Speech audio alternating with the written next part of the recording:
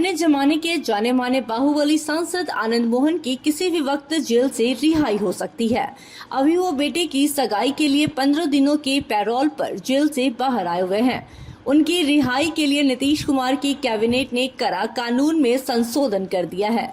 लालू यादव का विरोध कर ही आनंद मोहन राजनीति में निखरे थे, लेकिन अब लालू की ही पार्टी आरजेडी उन्हें रिहा कराना चाहती है। नीतीश कुमार आरजेडी के साथ ही सरकार चला रहे हैं, इसलिए यह बताने की जरूरत नहीं है कि उनकी पार्टी जेडीयू भी इसका लाभ उठाएगी। लेकिन फिर भी एक सवाल सियासी फिजाओं में तैर रहा है कि ये तीर किसके तरकश में जाएगा। पिछड़े जातियों के बढ़ते वर्चस्व को लेकर ऊंची जातियों के जिन नेताओं ने 90 के दशक में प्रतिरोध का रास्ता अपनाया, उनमें आनंद मोहन सबसे ऊपर थे। जेपी आंदोलन से छात्र राजनीति में उतरे आनंद मोहन 1990 तक कोसी क्षेत्र में हत्या, अपहरण और फिरौती सहित कई मामलों में आरोपी बन गए थे। पूर्व प्रधानमंत्री चंद्रशेखर ने उन्हें महसी विधानसभा क्षेत्र से पहली बार 1990 में उम्मीदवार बनाया। वो जीत भी गए। ये वही साल था जब अग्रो पिछड़ों की लड़ाई में लालू यादव पिछड़ों के साथ खड़े थे। पप्पू यादव उन्हें समर्थन दे रहे थे। पप्पू यादव भी आनंद मोहन के साथ ही सिंहेश्वर विधानसभा सीट से पहली दफा निर्दलीय चुनकर विधानसभा पहुंचे थे। बिहार के कोसी अंचल में 90 के दशक में दो नाम काफी चर्चित थे। उनमें एक नाम आनंद मोहन का था तो दूसरा नाम पप्पू यादव का था। आनंद मोहन अग्रो के नेता के रूप में पहचाने जाने लगे तो पप्पू यादव पिछड़ों की हिमायती के तौर पर। नतीजा यह हुआ कि कोसी अंचल में अग्रो पिछड़ों के बीच खूनी संघर्ष 1990 के दौरान खूब हुए। कोसी के अंतर्गत आने वाला सहरसा, पूर्णिया, सुपौल, मधेपुरा इलाके कई जातीय लड़ाइयों के गवाह बने।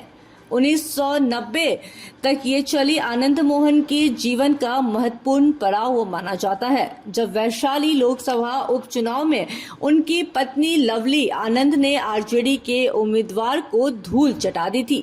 जनता के बीच यह संदेश गया कि लालू यादव को हराने की क्षमता आनंद मोहन में है।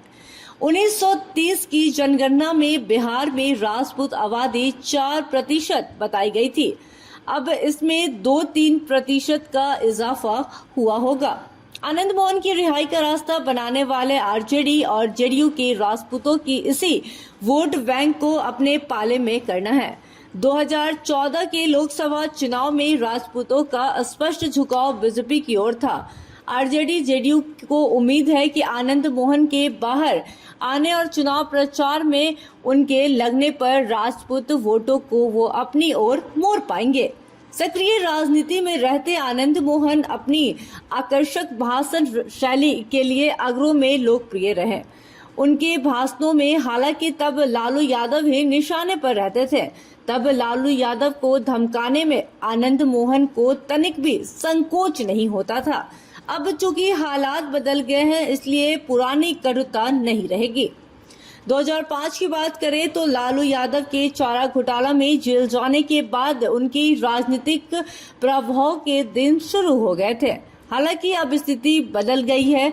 ठीक उसी तरह 1995 के विधानसभा चुनाव में हार के बाद आनंद मोहन के जीवन में राजनीतिक उतार चढ़ाव आने शुरू हो गए।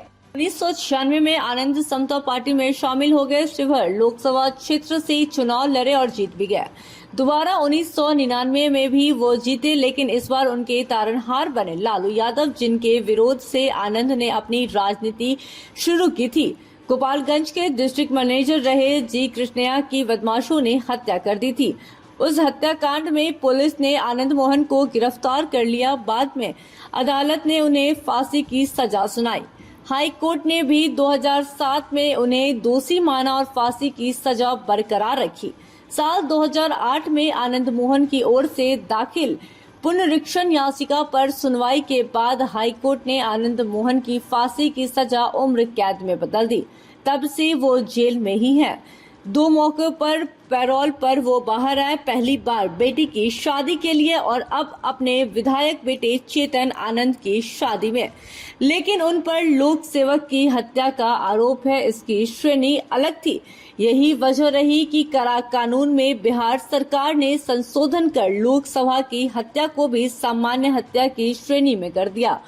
अब उनकी रिहाई का रास्ता साफ हो गया है। आरजेडी किसी जमाने में भले ही आनंद मोहन की दुश्मन रहा हो, लेकिन अब स्थितियां बदल गई है। अब तो उनके बेटे चेतन आनंद आरजेडी के विधायक ही है। आनंद मोहन की रिहाई की मांग आरजेडी पहले से कर रहा है और अब तो सरकार में भी वो शामिल है। जिनको आपत्ति हो सकती थी वो नीतीश कुमार थे, अब तो वो भी आरजेडी के साथ है। आरजेडी नेता तेजस्वी यादव ने पिछले ही साल कहा था कि वो आरजेडी को A to Z की पार्टी बनाएंगे, यानी हर जाति का प्रतिनिधित्व आरजेडी में होगा।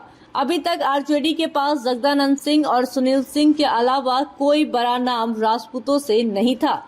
आनंद मोहन के बाहर आने से यह कमी पूरी हो सकती है। आनंद मोहन के भाषण का जादू एक बार फिर राजपूतों और दूसरे स्वर्ण जातियों के सर चढ़कर बोलेगी। इसी उम्मीद के साथ उन्हें बाहर लाने का रास्ता महागठबंधन सरकार ने साफ किया है। Bureau report, city post live.